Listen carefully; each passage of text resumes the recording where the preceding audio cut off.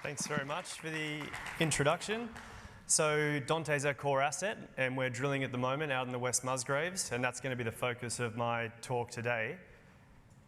So we've just put some assays out to the lab. We're doing about 10,000 metres at Dante. It's a big project, 650 square kilometres, and we're 15 k's from BHP's Nebo Babel, which they're building at the moment. It's a $1.7 billion mine build just down the road. We've got the airstrip on our tenement. We've got some really large outcropping targets, many of which are quite high grade, and essentially there's hardly been any drilling. So it's an emerging major mining province on Earth, and not many people, it's funny, a lot of people aren't aware that BHP is building a big mine out there, but I can assure you it is going ahead. All the guys that are working on the BHP mine, there's probably 300 or 400 people there at the moment, fly into our tenement because that's where the airstrip is at the moment. So it's a good spot. We've got a market cap of about 14 million at the moment, and on the board we have, Tribeca's our largest shareholder, so they have about 17% of the company. Directors and management have about 7% of the company, and the top 20 is relatively tight at almost 50% in the top 20. Ben Cleary and Hayden Smith are on the board there. Ian Middlemas is our chairman, who you might know. He's chairman of several ASX listed companies and has had quite a long career and some great successes with ASX Explorers. And then there's me there as the CEO and managing director. So this is our technical team. So we've been really lucky to have been able to attract some excellent consultants to work on this project. And these guys pick and choose what they work on, and they're very selective. Scott is arguably, you probably won't like me saying this, I think one of the world's best geochemists. That's my opinion. And he's working on this with us, and we're really lucky to have him. And Wolfgang Mayer is one of the world's leading layered mafic, ultramafic intrusive experts, and he's out at Cardiff University, so he's consulting with us as well. Will Alston's our stakeholder and community advisor, and he works on our heritage work, and he did a lot of the clearance, early work for Fortescue Metals over the Pilbara to get their operations off the ground. And now he's come working with us. We were his first client as he went out as an independent consultant after leaving that business.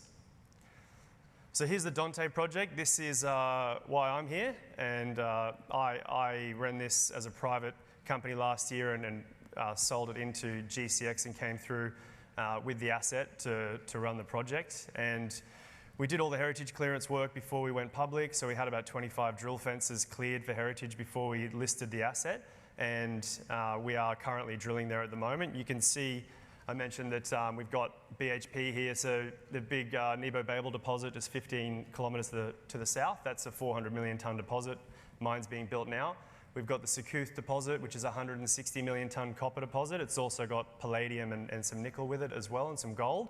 And then we've got the Manchego deposit just up here. So there's a cluster of these magmatic sulfide deposits sitting around our tenement. We're in the blue here, so we've got a 650 square kilometre, one of the real jewels of the West Musgraves region that we own 100% of. We're landlocked by BHP, so all the purple here is BHP. And we've got Rio Tinto out here, and Cobalt Mining, which is Jeff Bezos and Bill Gates' artificial intelligence-backed exploration company there as well. So all the big guys are out there. This is big company territory, and we've got big company targets. We're kind of a little island amongst BHP there, so it's a really good position for us. We've got some really big targets. There's the airstrip, so we can fly in directly to the tenement, and I do regularly. That's all the BHP guys waiting to get picked up by the bus to go down the road.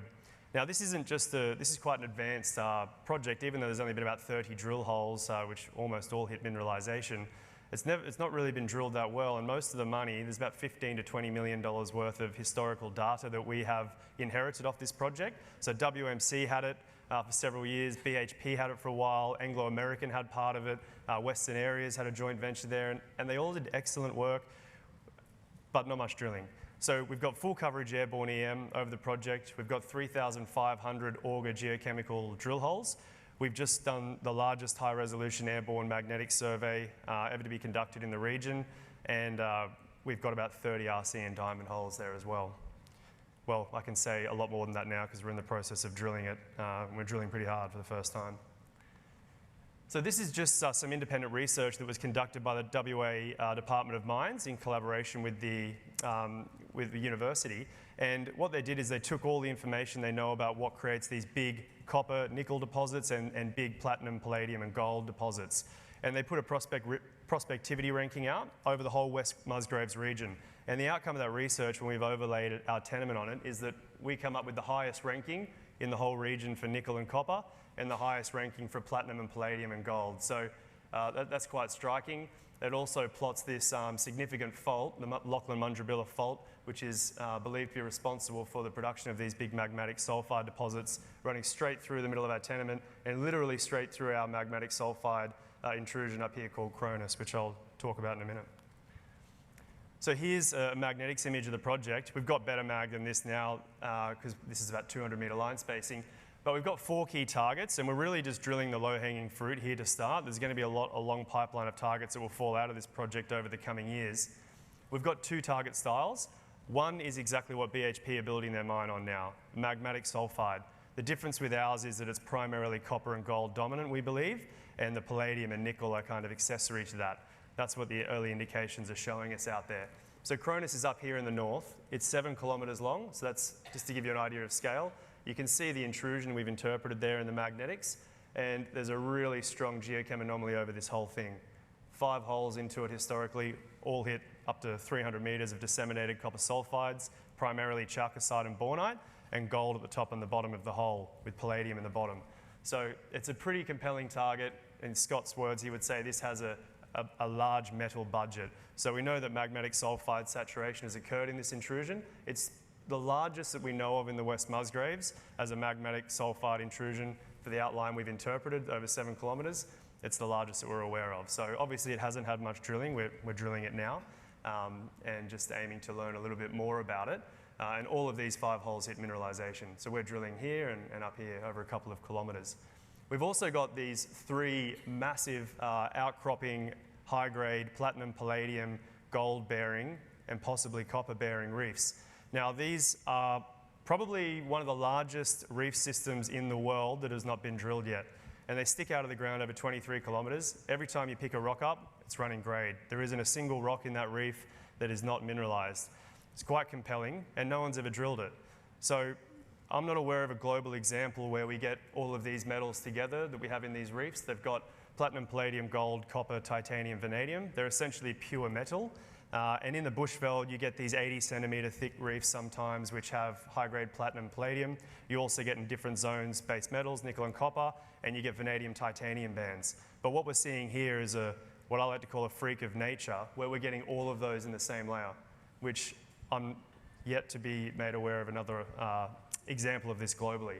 But they're huge, and these are 23 kilometres just outcropping. But if you look at the magnetics, they're magnetite-rich reefs. You can see all these other lines. Now, that's under shallow cover.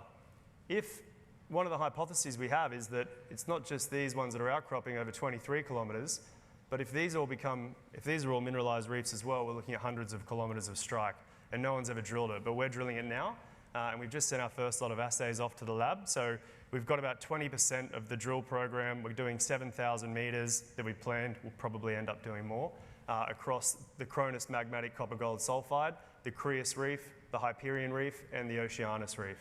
So that first 20% of the assays should be back in a couple of weeks, and then the other 80% of the program will be there to come thereafter, very soon after. So this is the Cronus intrusion, and this just is a simplified version of the auger geochemistry. There's about 1,000 auger drill holes over this intrusion, and it lights up like a Christmas tree. The purple's palladium, the yellow is gold, and the green is copper, and the orange is nickel. Now we're getting just gold alone, so these are kilometres, that's 7 kilometres, right?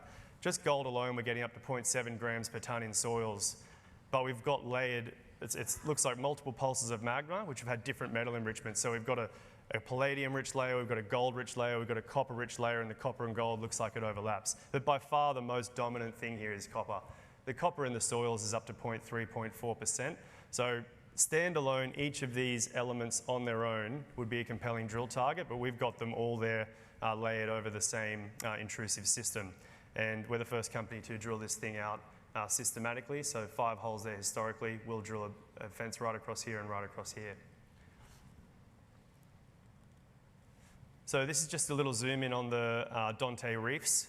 And you can see here that historically people thought they were quite thin. Maybe that's why they didn't drill them. And no one ever thought there was any copper in these reefs, which is quite interesting because the first 2 days that I spent out there on foot, I found 6 or 7 gossans which had copper in them, which I'll show you. But every rock you pick up along this is going to be mineralized. And I'm finding zones here where we're getting 40 meters wide of outcrop, right? So in the bushveld, you're getting 80 centimeters, maybe a meter, 2 meters. But we're seeing up to 40 meters here. Now, that may be a series of stacked lenses together. We don't know yet. So we don't know that it's all solid, but it doesn't matter. We're starting to talk about some pretty significant mineralized widths, and certainly there aren't many examples globally where reefs are produced this wide. So we're in the process of drilling all of these out now to understand them a little bit more. We'll drill about 10 kilometers, 10,000 meters of strike over the 23 kilometers of these reefs in the first program. And as I said, there's a very interesting mixture of metals in these things. Now, the copper that we've found, I'll show you on the next slide. You can see I spent a couple of days out there. There were some companies that had this ground that spent 7 years just looking for copper, never put a single hole in the reef. But finding these gossans, once I got my eye in, I found several gossans. We've got a bit of a hypothesis that along the hanging wall of this reef, that there's gossan development, there may be copper mineralization, and the reason people didn't quite see it is because the reefs are soft, the gossans are soft, they've weathered away, and they only pop up every now and again. So one of the other things we're testing, apart from the platinum, palladium, and gold potential here, is also this copper potential, which we think the reef might be a bit of a dark horse. So we also have a huge amount of EM targets that we are only just scratching the surface looking at the moment. Right now we're drilling all the outcropping high-grade targets or mineralized targets which are sticking out of the ground because it's I would say low-hanging fruit. But we also have a pipeline of EM targets, sulfide targets that will come into the drill program over the coming months and years. And you can see every star there is an anomaly, an EM anomaly. This is from the old BHP and Anglo-American data. And we'll work our way through these over time. We're doing good things out there in the town. You know, we've invested a lot of time and money in building a strong relationship. We've got a house in the town of Jemison. We're putting community barbecues on. We bring school supplies, educational supplies out there. We're employing people, and we've got a permanent presence there at the moment. So we've built a really good relationship with the Nunanjara people, which we are very happy with. We're going to continue that investment into the community as we proceed. So really Dante is our 95% focus. We also have a lithium project that's quite compelling in its own right. It's early stage. It's just on strike with the Mount Holland deposit, which is a 186 million tonne lithium deposit. We ran some soils and we nailed a big lithium anomaly right on the structure where you'd hope to see it. So we'll progress this organically in the background while we really focus on the Dante project.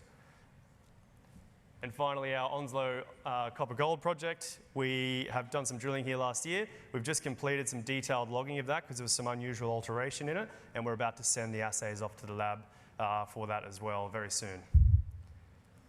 So just in summary, the Dante project is our focus. It's a copper, gold, platinum, palladium project primarily. We have big outcropping targets. We're in the land of giants. We're surrounded by major deposits. There's barely been any drilling. We're the first company to systematically drill it. The assays are at the lab. The first lot of assays are at the lab, and 80% of the program is still ahead of us. And we're aggressively drilling there and likely to expand the drill program in the coming weeks.